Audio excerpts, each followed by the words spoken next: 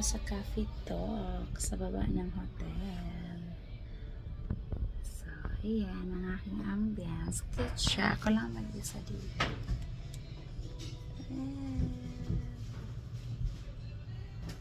Adventure myself.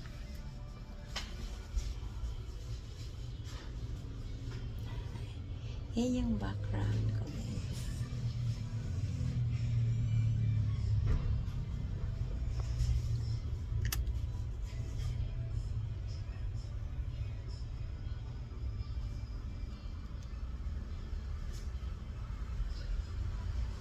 Ganda na ambience dito.